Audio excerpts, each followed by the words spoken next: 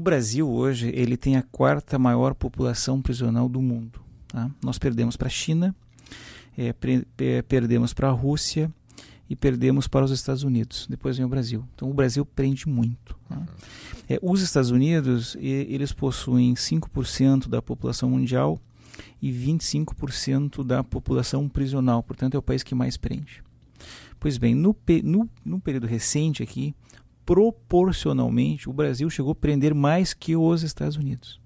Entretanto, nós continuamos, todos nós, eu, você, os ouvintes, todos nós temos todos os dias essa sensação de impunidade, que as coisas não funcionam, né, e queremos prender mais e mais cadeia. Por que acontece isso? Porque nós prendemos mal. Mas, de modo geral, no Brasil, 92% das pessoas que praticam homicídios não são sequer apuradas a autoria desses homicídios. Tá? Ou seja, então, começa que nesse crime, que é um dos mais graves contra a vida, nós não punimos. Tá? E depois as nossas prisões, tá? E esse é um ponto que, a meu juízo, assim, fundamental, tá? Para a nossa sensação de impunidade. Nós tivemos dois eventos, dois acontecimentos nos últimos 15 anos que mudaram radicalmente o sistema prisional. Tá? Primeiro, tecnológico. Tá? Há 15 anos atrás nós não tínhamos internet, telefone celular, rede social, essas coisas todas. Então, quando você prendia alguém, aquela pessoa ali parava de cometer crimes. Com o advento dessas tecnologias, isso não acontece mais. Então, o sujeito é preso e ele continua fazendo a mesma coisa que ele fazia quando estava fora. Ainda sob uma tutela do Estado, que não o importuna, não é? Que ele tem mais tranquilidade.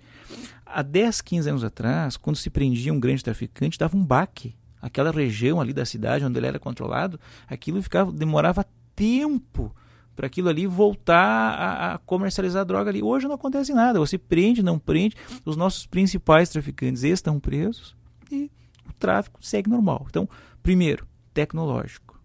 Segundo grande assim, evento que aconteceu, que radicalizou a mudança do sistema, tá? É justamente o tráfico de drogas. Há 15 anos atrás, o tráfico respondia por 3, 4% das prisões. Hoje responde por mais da metade, né? E esta metade que não é do tráfico também está associada a ele. Tá? E o tráfico levou para dentro das prisões algo que antes não tinha: dinheiro. Muito dinheiro. Tá? Então esses dois eventos, tecnologia e dinheiro, tá? As nossas prisões não estavam e não estão preparadas para este tipo de crime. Entende? Então as nossas prisões não conseguem mais conter o crime. Eu vou dar um exemplo, assim, pegando esta onda que estamos vivendo agora na questão dos homicídios, que preocupa muito a nossa população. Tá? Há 3 semanas atrás, atendi um preso no Presídio Central, um rapaz jovem, franzino, 19 anos, camisa poída, bermuda rasgada, chinelo de dedo. Se apresentou e disse: "Olha, doutor, o senhor me tire aqui do Central porque eu corro risco aqui." Mas por quê? Problema de facção. Disse: "Olha, tu não me leva mal assim de ser bem franco e direto contigo, mas olhando para ti, assim, tô vendo, és uma pessoa simplória, tu é um coitado, como é que tu vai estar metido em coisa de facção, não é? Isso não é para ti isso, né? Um guri, não é?" E ele disse: "Não, estou metido daqui, eu larguei do crime, não estou mais no crime." Então, mas por que tu está aqui no Central então? 157. 57 do quê? 57 de carro, doutor, para o senhor ver. Se eu tivesse no crime, não estava roubando carro. Bom, quando esse rapaz me disse isso, então é que me caiu a ficha. Eu olhei para ele e perguntei, nessa mesma distância que eu estou de ti, sem ninguém na sala: "Quantos homicídios tu tens?" 8 homicídios. O que acontece? Tá? A pessoa que coordenou esses homicídios estava e continua presa. Ele praticou esses homicídios ao mando de alguém que está preso. Entende? Então, por isso que isso dá uma sensação de impunidade muito grande. Né?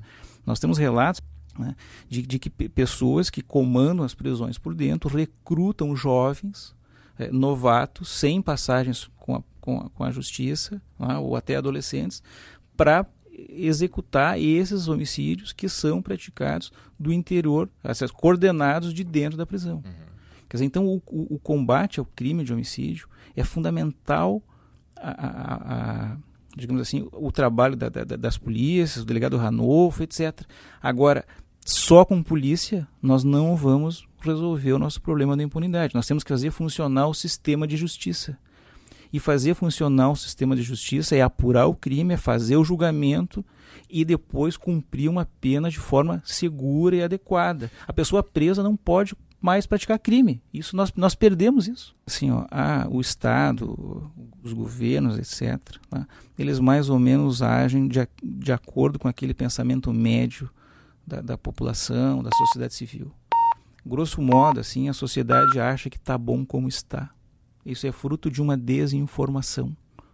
Não tá preso, não, tá num lugar horrível, etc. Ótimo, isso mesmo, tem que sofrer. Tá? Outra, tá?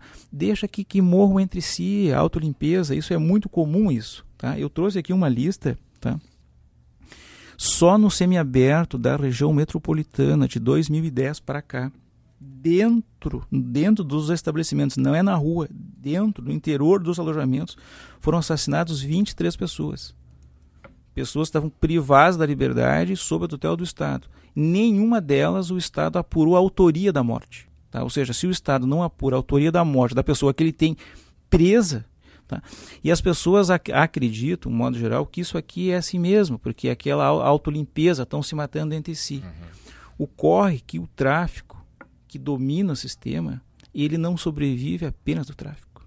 Tá? Ele tem que se capitalizar. E como é que ele se capitaliza? Ele vai buscar dinheiro onde tem. E onde é que está o dinheiro? Está no posto de gasolina, está no táxi, está no banco, está na relojoaria, né? Está no roubo de carro. Entende? Se nós verificarmos aí esses crimes violentos, não vou ainda esse dos taxistas aqui está em apuração, mas os que já foram apurados aí, o caso daquela jovem ali que foi morta barbaramente aqui, que é uma estudante de odontologia, por exemplo, é um caso típico, ou seja, o sujeito mora lá numa região de tráfico e veio se capitalizar, tirou a vida de alguém. Então o sistema ele é complexo e se nós não enfrentarmos essa questão dos homicídios, assim, não apenas do ponto de vista assim, vamos apurar o homicídio, não, todos, sistema de justiça funcionando, início, meio e fim. De 2-3 anos para cá, por falta de espaço nas prisões, cada vez mais pessoas que deveriam estar presas estão ficando soltas. Isso já não é novidade, isso acontece todos os dias.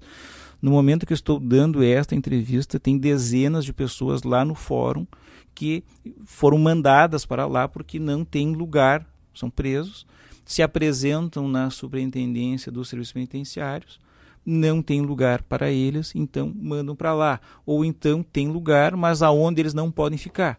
Exemplo, nós tivemos 2 homicídios lá em Mariante agora, durante o feriado. Um terceiro preso tomou um tiro por trás, assim, o tiro saiu na região genital da frente, está em péssimo estado, né, de saúde. Os presos lá de Mariante, vários lá, que assistiram aquilo ali, estão se sentindo inseguros, comparecem na SUSEP. Não existe tentativa de fuga do semiaberto. Eu não conheço, assim, no período recente, ninguém que tenha sido impedido de fugir de uma casa de semiaberto. Tá? Neste homicídio que teve lá em Mariante agora, tá? Familiares que já me procuraram me referiram que haviam mulheres lá, no momento da morte, tinham mulheres dormindo com os presos. Inclusive, um dos presos teria sido morto justamente por isso. Confesso a ti, tô assim, bastante desesperançado, tá? Triste até. Tá? É muito ruim você atender pessoas vivas, né? E depois ter que buscá-las mortas. Tá? E esse sujeito que foi assassinado lá em Charqueadas faz um mês atrás, os familiares me procuraram, o Estado tinha dado ele por foragido, tá? Tinha sido morto lá. Fiquei 2 dias procurando o corpo lá para entregar para a mãe poder enterrar o corpo. Tá? Depois de 1 semana é que achamos o corpo, tá? Numa cova rasa lá no fundo da CPA. Tá? Isso, só localizamos o corpo numa sexta-feira, já era noite. Tá? Foi para o IML de São Jerônimo, que não tem nem geladeira. Tá? Aí a família não tinha dinheiro para buscar o corpo. O Estado que leva uma pessoa viva não é capaz de trazer o cadáver para a família enterrar aqui. Os funcionários lá do IML não podiam ficar, porque não tem como uma pessoa que ficou apodrecida lá há 7 dias. tivemos que ficar o sábado o dia inteiro tentando trazer os restos mortais para serem sepultados aqui. Então isso entristece muita gente e vai dando uma certa desesperança, assim. Enfim, vamos ver.